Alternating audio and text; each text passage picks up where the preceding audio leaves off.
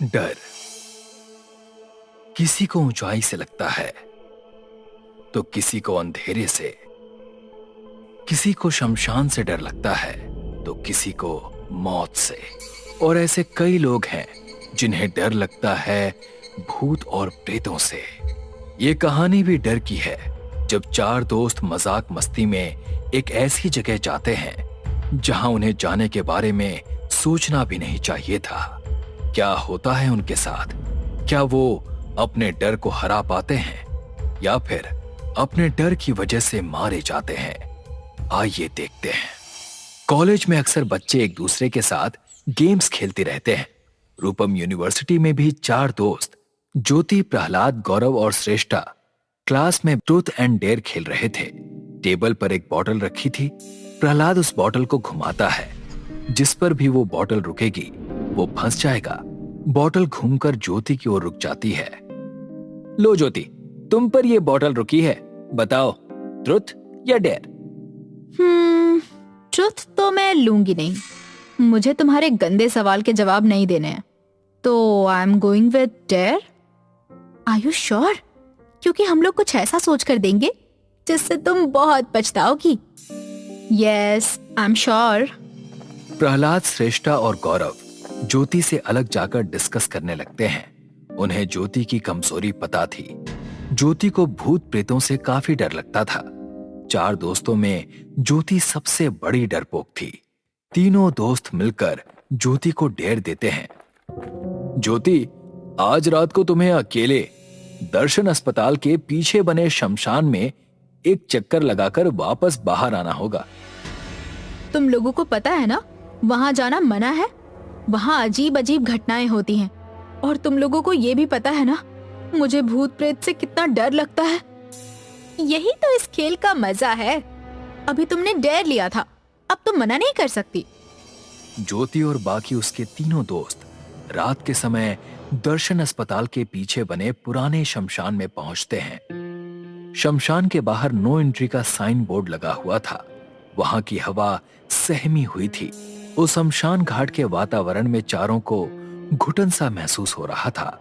ज्योति डरी हुई थी। गाइस, मुझे बहुत डर लग रहा है। एक गेम के लिए इतना बड़ा रिस्क लेना, यहाँ तो जाना भी मना है। कुछ नहीं है यहाँ, तुम्हें बस जाना है और अस्पताल के पीछे की दीवार को छूकर वापस आ जाना है। ज्योति शमशान के अंदर जाती है। वो डर से कांप रही थी। वो अंदर शमशान में जाने लगती है। अस्पताल के पास पहुंचती है, मगर वहां पर एक कब्र थी जिसके ऊपर इंग्लिश में लिखा था, the doctor who eats fear. Jyoti वो पढ़ती है और उसे पीछे से एक आवाज आती है, मेरी मदद करो, मुझे खाना खाना है, बहुत भूख लगी है, मेरे पास कुछ खाने के लिए नहीं है। ज्योति बहुत डर जाती है, मगर वो पीछे मुड़कर नहीं देखती। ज्योति को पता था कि ये एक छलावा है। वो इतना डर जाती है कि उसके पैर वहीं जम जाते हैं और वो आदमी उसे फिर से आवाज देता है, ये देखो, मेरे कपड़े पूरे फटे हैं।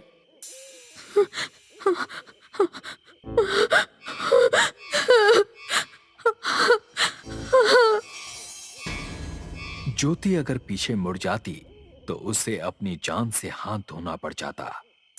ए लड़की, पीछे मुड़, पीछे मुड़, मुड़ पीछे। ज्योति भागती है और अस्पताल के पास पहुंचती है। वो अस्पताल की दीवार की ओर देखती है जिस पर यहां नहीं आना चाहिए था तुम्हें लिखा हुआ था। ज्योति को कुछ समझ में नहीं आ रहा था। तभी ज्योति को अस्पताल में अंदर जाने का एक रास्ता दिखाई देता है। ज्योति बिना कुछ सोचे समझे अस्पताल में चली जाती है। अंदर जाते ही वो हर जगह खून के लाल रंग देखती है, जैसे यहाँ पर किसी ने बहुत सारे लोगों को मौत के घाट उतारा हो। और बीचों बीच वहां पर ज्योति को एक किताब मिलती है। वो किताब को हाथ में लेती है और उस किताब को पढ़ना शुरू कर देती है। किताब के पहले पन्ने पर ही लिखा हुआ था, डॉक्टर जो डर को खाता है। ज्योति आगे पढ़ना शुरू करती है। बात है साल 1955 की, जब दर्शन अस्पताल के कैंसर वार्ड में आए दिन लोगों की मृत्यु हो रही थी। उनकी मौत कैंसर के कारण नहीं हो रही थी, बल्कि कोई था जो उनको मार रहा था। आए दिन कैंसर वार्ड में बीमार लोगों के शव से उनके अंदर के कुछ अंग गायब मिल रहे थे। दर्शन अस्पताल में रंजीत नाम के डॉक्टर थे, जिनका नाम पूरे डॉक्टर एसोसिएशन में प्रसिद्ध था। आज उसके 100वें कैंसर की सर्जरी चल रही थी। एक 18 साल की कैंसर की पीड़ित बच्ची ऑपरेशन रूम में लेटी हुई थी। तभी रंजीत उससे एक सवाल पूछता है, तुम्हें किस चीज से सबसे ज्यादा डर लगता है? मुझे सबसे ज्यादा डर मरने से लगता है। आखिर सब मरने से डरते क्यों हैं? क्या है जिंदगी जिसे लोग इतना बड़ा बना चुके हैं? इस दुनिया में कुछ भी सही और गलत नहीं होता।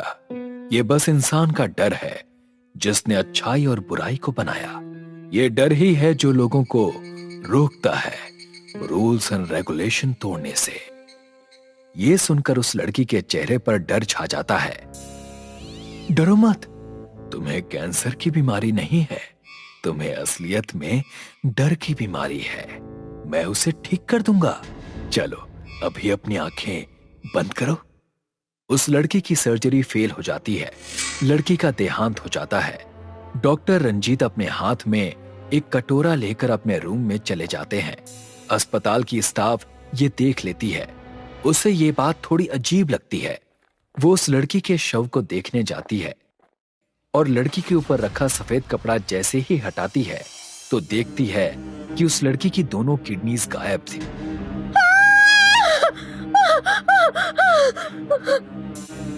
वो स्टाफ भागकर डॉक्टर रंजीत के रूम में बिना खटखटाए पहुंचती है।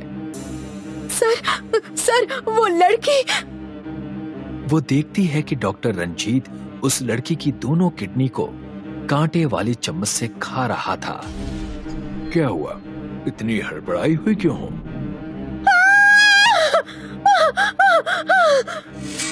स्टाफ भागकर सिक्योरिटी गार्ड्स को बुला लेती है और उन्हें सारी बातें बताती है। जिस लड़की की किडनी रंजीत खा रहा था, वो लड़की सिक्योरिटी गार्ड की बेटी थी। दोनों सिक्योरिटी गार्ड्स ने उसे पकड़ लिया और उसका मुंह बंद करके अस्पताल के पीछे बने शमशान घाट में ले आए। छोड़ो मुझे, क्यों मार रहे हो? मैंने तुम्हारी बेटी की मदद ही तो की है। मैंने उसके डर को खा लिया। मुझे शुक्रिया क्यों नहीं कहते हो तुम? सिक्योरिटी गार्ड समझ जाते हैं कि ये डॉक्टर कोई इंसान नहीं है, बल्कि एक हैवान है जो इंसान के भेस में खुलेआम घूम रहा था। सिक्योरिटी गार्ड्स ने मामला अपने हाथ में ले लिया और उसे बिना मारे जिंदा गाड़ दिया। गाड़ते समय भी वो डॉक्टर एक ही बात कहे जा रहा था, मुझे और खाना है। मैं लोगों के डर को खाना चाहता हूं। मुझे और खाना है, मुझे और खाना है। साल बीते, ऋतुएं बदली, मगर उसकी भूख कभी नहीं मिटी। जो कोई भी उस शमशान में आता, कभी जिंदा वापस नहीं जा पाता। कैसे हराओगे उसे? कैसे निकलोगे शमशान से बाहर? यही सवाल ज्योति के मन में भी उठ रहा था। काफी देर हो गई थी। गाइस, मुझे लगता है हमें अंदर जाकर उसे ढूंढना चाहिए। काफी टाइम हो गया है। मैं भी यही कहने वाला था। चलो चलते हैं। तीनों लोग शमशान के अंदर घुसते हैं और ज्योति को ढूंढने लगते हैं। ज्योति! ज्योति! हम लोगों को डिवाइड हो जाना चाहिए। तुम दोनों अलग जाओ, मैं अलग जाता हूं। श्रेष्ठा और प्रहलाद गौरव से अलग होकर ज्योति को ढूंढने लगते हैं। गौरव थोड़ा आगे चला जाता है। बड़े से शमशान में हाथ में टॉर्च लिए वो ज्योति को आवाज लगा रहा था। तभी उसे पीछे से आवाज आती है, गौरव, मैं यहाँ हूँ। तुम मुझे ढूंढने यहाँ आ गए। How sweet. चारों दोस्तों ने बचपन में ये बात सुन रखी थी कि अगर शमशान में कोई पीछे से आवाज लगाए तो कभी मुड़ना नहीं चाहिए। गौरव ज्योति की आवाज सुनकर ये बात भूल गया था। वो पीछे मुड़ जाता है, मगर पीछे ज्योति की जगह एक डरावना व्यक्ति खड़ा था, जिसके हाथों में सर्जरी करने वाले सिजर्स थे। गौरव उसे देखकर डर जाता है और जोर से चीखता है, ये आवाज तो गौरव की है, चलो। श्रेष्ठा और प्रहलाद आवाज की ओर भागते हैं और एक जगह आकर खड़े हो जाते हैं। आवाज तो यहीं से आई थी। तभी श्रेष्ठा के चेहरे पर खून की बूंद गिरती है। दोनों जैसे ही ऊपर देखते हैं, उन्हें गौरव का सिर पेड़ पर लटका दिखता है। गौरव, नहीं! प्रहलाद, इस शमशान से बाहर निकलते हैं। मुझे नहीं मरना प्रहलाद, मुझे नहीं मरना। तभी उन्हें पीछे से गौरव की आवाज आती है। दोस्तों, मैं मरा नहीं हूं, मैं ठीक तुम्हारे पीछे खड़ा हूं। श्रेष्ठा और प्रहलाद की सोचने समझने की शक्ति खत्म हो चुकी थी। वो लोग पीछे मुड़ जाते हैं और वहां पर वही डरावना डॉक्टर रंजीत खड़ा मिलता है। जब मालूम है कि एक दिन मरना ही है सबको, तो ये मरने का डर किस बात का? ये डर लोगों के शरीर और दिमाग की बीमारी है। मैं डर का डॉक्टर हूँ, मैं इसे ठीक कर दूंगा। Let me do a little surgery. Shreshtha और प्रहलाद दोनों मारे जाते हैं। पीछे से ज्योति अपने हाथ में चेन सॉ लेकर आती है और रंजीत से कहती है, पीछे मुड़ सन की दरिंदे। कौन है जिसने मुझे सन की कहा? रंजीत पीछे मुड़ता है और ज्योति के पास हमला करने जाता है, मगर जैसे ही वो देखता है कि ज्योति की आंखों में जरा भी डर नहीं है, बीच में ही रुक जाता है। क्या हुआ? मारो, क्यों नहीं मार रहे हो? मैं तुमसे नहीं डरती हूँ। साइको भूत, मेरा इलाज कैसे करोगे? कैसे खाओगे मेरे डर को? रंजीत ज्योति का बाल भी बाका नहीं कर पाता, क्योंकि ज्योति के मन में जरा भी डर नहीं था। रंजीत सिर्फ उन पर ही हमला कर सकता था जो उससे या फिर मौत से डरते हैं, और ज्योति ये समझ चुकी थी। ज्योति चेन सॉ चालू करती है, जिसके बाद ज्योति रंजीत की आंखों में डर देखती है।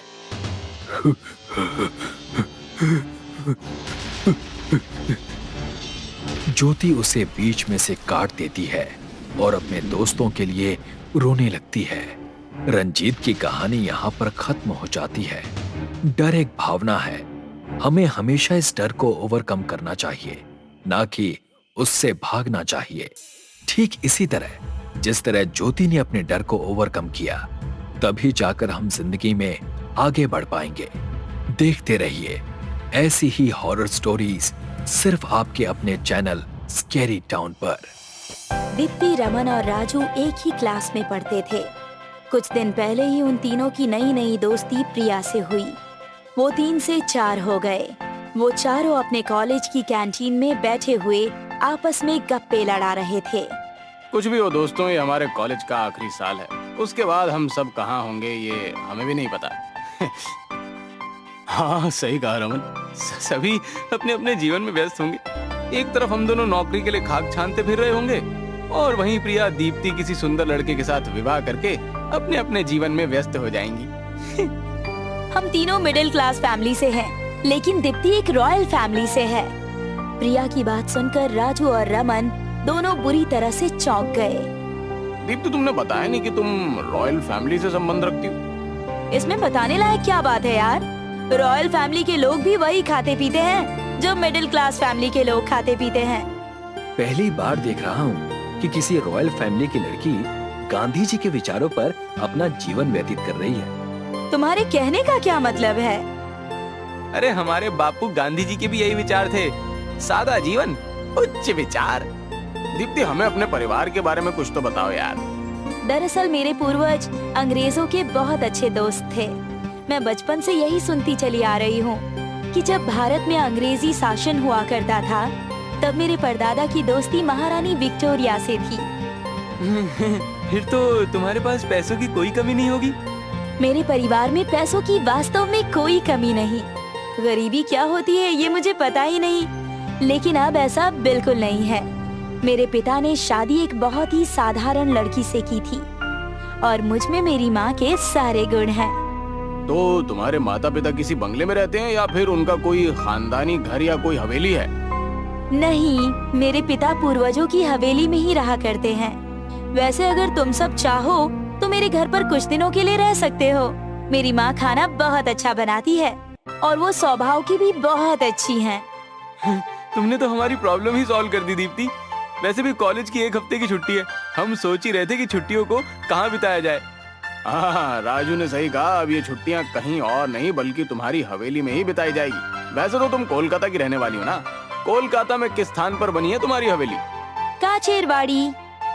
अगले दिन रमन, राजू और प्रीति दीप्ति की कार में बैठकर सीधे कोलकाता की ओर रवाना हो गए। उन सब ने कोलकाता जाने के लिए कार को ही चुना। रात के 11 बजे वो सब दीप्ति की आलीशान हवेली के बाहर खड़े हुए थे। हवेली के बाहर एक बड़ा सा गेट लगा हुआ था। वो तीनों आंखें फाड़ फाड़ कर दीप्ति की पूर्वजों की हवेली देख रहे थे। अरे इस तरह की हवेलियां तो मैंने फिल्मों में देखी हैं भाई। जब ये बाहर से देखने में इतनी विशाल नजर आती है तो अंदर से कितनी बड़ी होगी। मुझे तो डर लग रहा है रमन कि कहीं हम दीप्ति की हवेली के अंदर खो ना जाएं। रमन और प्रीति ने इतना कहा ही था कि तभी एक अजीब सी दिखने वाली औरत जिसके बालों से चेहरा ढका हुआ था अचानक उन सबके सामने आकर खड़ी हो गई। इस विशाल हवेली को मत देखो मूर्खों, तुम जिस स्थान पर खड़े हो उस स्थान को गौर से देखो। कौन हो तुम और क्या बकवास कर रही हो? क्या कहना चाहती हो तुम? मैं तुम सबको यही बताना चाहती हूँ कि इस विशाल हवेली के सम्मोहन में मत आओ, वापस लौट जाओ। ये काचेरवाड़ी है और तुम सब इस शहर के नहीं लगते। तुम सब के सब बेमौत मारे जाओगे। तभी दीप्ति क्रोध भरी नजरों से उस औरत की ओर देखते हुए बोली, यहाँ से जाओ वरना तुम जानती हो कि मैं क्या कर सकती हूँ। दीप्ति ने इतना कहा ही था कि तभी वो बुरी तरह से डर गई और वहाँ से चुपचाप चली गई। अचानक हवेली का विशाल गेट खुल गया। उन सब ने देखा हवेली के अंदर एक सुंदर अधेड़ उम्र की औरत उन सब को बहुत ही प्रसन्नता भरी नजरों से देख रही थी। मगर जैसे ही उस औरत की नजर दीप्ति पर पड़ी तो उसके होठों पर एक गहरी और रहस्यमयी मुस्कुराहट आ गई। दीप्ति अपने दोस्तों की ओर देखकर बोली, ये मेरी माँ है, इनका नाम है सुखमणि। ये सब कौन है दीप्ति? ये सब मेरे दोस्त हैं, कुछ दिन हमारी हवेली में रहकर एंजॉय करना चाहते हैं। हमारी काचेरवाड़ी में मेहमानों का बहुत आदर सत्कार किया जाता है। अपने दोस्तों को अंदर ले आओ। दीप्ति अपने दोस्तों को हवेली के अंदर ले गई। मगर जैसे ही रमन, राजू और प्रीति ने हवेली के अंदर प्रवेश किया, अचानक हवेली का मुख्य द्वार अपने आप ही बंद हो गया। ये देखकर वो तीनों बुरी तरह से घबरा गए। ये कैसे हुआ दीप्ति? हवेली का द्वार अपने आप कैसे बंद हो गया? तुम सब भी ना जरा सी बात पर घबरा जाते हो। भले ही ये हवेली बहुत पुरानी बनी हुई है, मगर कुछ समय पहले मेरे पिताजी ने इस हवेली की रिपेयरिंग करवाई है। यहाँ पर तुम्हें जितने भी दरवाजे दिख रहे हैं ना, वो सब ऑटोमेटिक हैं। दीप्ति की बात सुनकर सभी के चेहरे पर मुस्कुराहट आ गई। एक बार को हमें ऐसा लगा जैसे कि हम किसी भूतिया हवेली में घुस आए हों। क्योंकि भूतिया हवेली में ऐसा ही होता है ना कि कोई भी उसके अंदर जैसे ही घुसता है अचानक से द्वार खुद ब खुद बंद हो जाता है। प्रीति की बात सुनकर सभी दोस्त जोर जोर से हंसने लगे। उन सभी की हंसी पूरी हवेली में गूंजने लगी। कुछ ही देर में वो सब डाइनिंग टेबल पर बैठे हुए थे। तुम सब यहाँ आराम से बैठो, मैं तुम सब के लिए भोजन लगवाती हूँ। इतना कहकर सुखमणि वहाँ से चली गई। कुछ देर बाद दो महिलाएं लंबा सा घूंघट डाले हुए हाथों में खाने की बड़ी बड़ी डिशेस लेकर वहाँ पर आ गईं और डाइनिंग टेबल पर रखकर वहाँ से चली गई। अरे मुझे तो बहुत तेजी से भूख लगी है दोस्तों, तुम सबका क्या विचार है? अरे नेकी और पूछ भूख तो मुझे भी बहुत तेजी से लगी है। 15 घंटे के सफर ने मेरी हालत खराब कर दी है। मेरे पेट में तो चूहे बुरी तरह दौड़ रहे हैं दोस्त। यार तुम लोग कुछ तो शर्म करो। दीप्ति की माँ को तो आ जाने दो कम से कम। अगर हम सब उनके आए बिना ही ऐसे भोजन करने बैठ जाएंगे तो कहीं वो बुरा ना मान जाएं। और वैसे भी ये सब बैड मैनर्स में आता है यार। इतना बोलकर प्रीति दीप्ति की ओर देखकर बोली, दीप्ति, जो कि बड़े ही अजीब से अंदाज में उन तीनों की ओर घूर कर देख रही थी। अरे अपनी माँ को भी बुला लो दीप्ति, वो भी हमारे साथ अगर भोजन करेंगी तो हम सबको बहुत अच्छा लगेगा। ठीक है, मैं अभी अपनी माँ को बुला कर लाती हूँ। इतना कहकर दीप्ति वहाँ से चली गई और हवेली के एक कोने में जाकर गुम हो गई। दीप्ति का इंतजार करते हुए उन तीनों को काफी देर हो चुकी थी। यार आधे घंटे से ऊपर हो चुका है, ये दीप्ति कहाँ चली गई? सही कह रहा है यार, मुझे तो ऐसा लग रहा है जैसे कि पूरी हवेली में हम तीनों के अलावा और कोई मौजूद ही ना हो। और जो 2 महिलाएं अभी अभी यहाँ आई थी, उनका भी कोई अता पता नहीं है। यार कहीं ये दीप्ति हमें डरा तो नहीं रही? रमन ने इतना कहा ही था कि तभी उन तीनों के कानों में संगीत की आवाजें गूंजने लगी। राजू ने डरते हुए ऊपर की ओर इशारा किया। संगीत की आवाजें ये ऊपर वाले पोर्शन से आ रही हैं दोस्तों। मुझे तो अब कुछ गड़बड़ लग रही है। हम तीनों को ऊपर जाकर देखना चाहिए। राजू की बात सुनकर सभी लोग सीढ़ियों से होते हुए हवेली के ऊपर के पोर्शन में पहुंच गए। कुछ ही देर के बाद वो तीनों हवेली के एक भव्य कमरे में पर्दे की ओट में छुपे हुए खड़े थे। उन तीनों ने देखा कि वहाँ पर कुछ महिलाएं, कुछ अंग्रेज युवक और कुछ हिंदुस्तानी युवक के साथ नृत्य कर रही थी। नृत्य करने वाली महिलाओं में दीप्ति और दीप्ति की माँ सुखमणि भी थी। ये दृश्य देखकर उन तीनों के हैरत और डर से रोंगटे खड़े हो गए।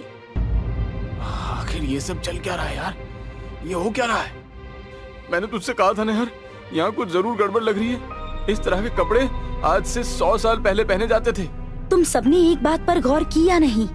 दीप्ति की माँ सुखमणि भी उनके साथ देखो कैसे अश्लील नृत्य कर रही है।